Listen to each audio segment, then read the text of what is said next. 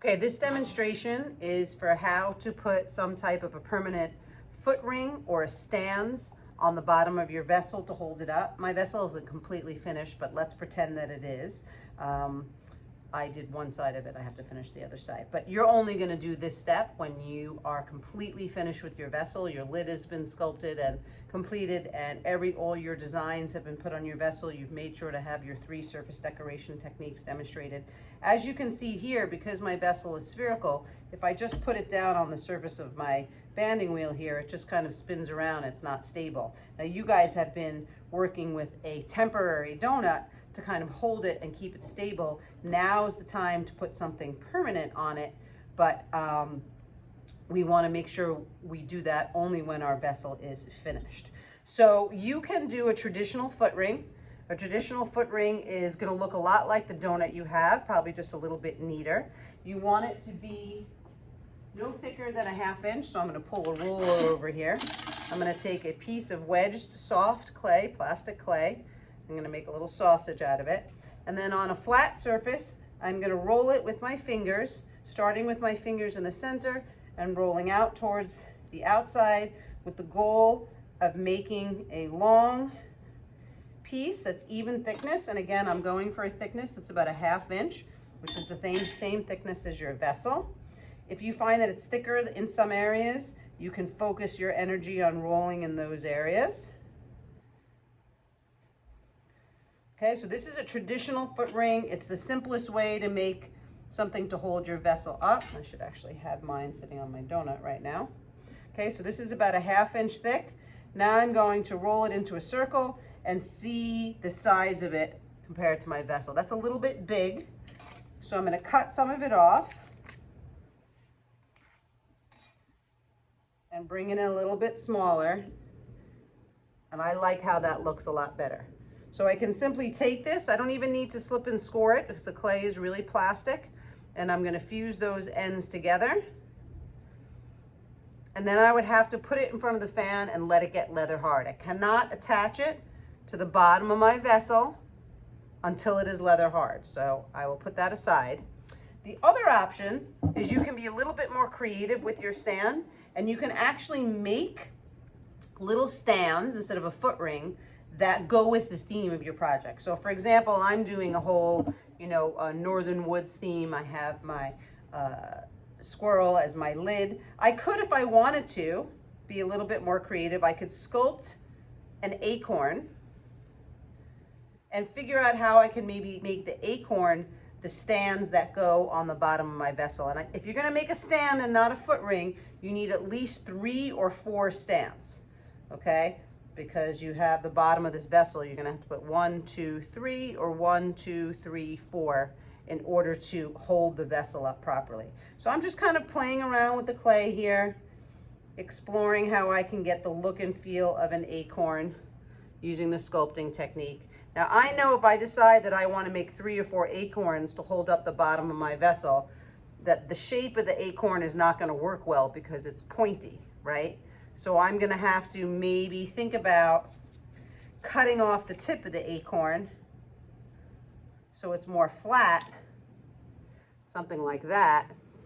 And then maybe I could make 3 or 4 acorns, and that would be the bottom of my vessel holding up my vessel. But again, if I made these little acorn stands, I need to make sure that they are leather hard before I attach them. And as long as they're around a 1/2 inch thick, I don't have to hollow them out. This right here is about 1 inch thick. So I would actually need to hollow it out a little bit from the bottom before I attach it. All right, so it's very similar to when you were sculpting your lid and you have to hollow out an object. Same thing here. If you're making a basketball or a baseball or a soccer ball or little apples and you're attaching them to the bottom and you're making 3 or 4 of them to be a stand, if they're thicker than a 1/2 inch, you're going to need to hollow them out and vent them. And you can ask me specific questions about the shapes that you're making.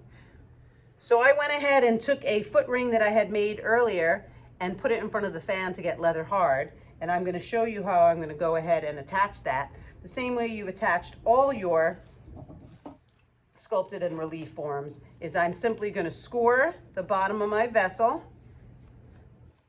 Okay, now I'm going to score the foot ring, and you would do the same thing if you were making little individual stands. So again, if I was going to attach the acorn stand, I would hollow it out, wait for it to get leather hard, and then I would score it and attach 3 to 4 of them to the bottom of my vessel. I'm just doing the foot ring because it's a little bit easier.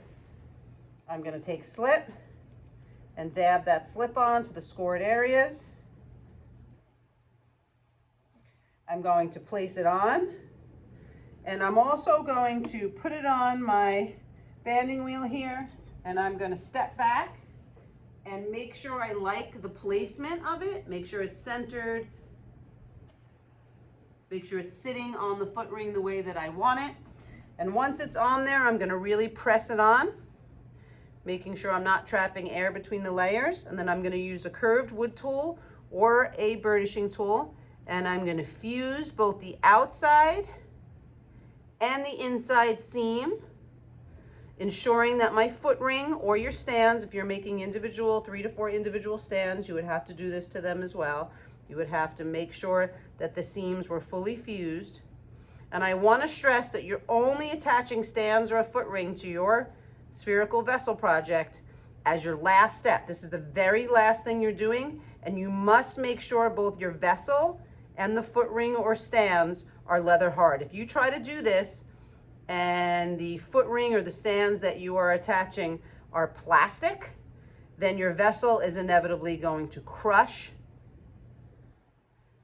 whatever you're attaching to the bottom of it. Because remember, your vessels are pretty heavy. They're probably over 3 pounds worth of clay, because each half sphere was 1.5 pounds plus all the clay that you're attaching to it. So you want to make sure that your stands or foot ring are leather hard so that they can withstand the weight and pressure of the vessel. Taking a little bit of a paintbrush with some water on it, you can even use your finger, and I'm just cleaning up the attachment, making sure the seams are fused, and not just that they're fused, but that everything is neat and even. So again, little water on the table, getting it cleaned up.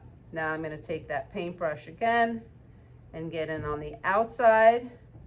You are welcome to add designs, carved or stamped designs or patterns onto your foot ring or your stands that you make. You don't have to leave them plain. You can be creative with them. I'm just putting on a simple foot ring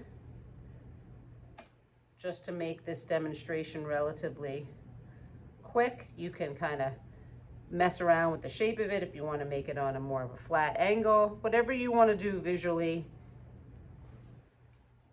to make it look good from the outside, and also to make sure that it's secure and on your vessel well. And you can see that it becomes a nice stand for my vessel to be on.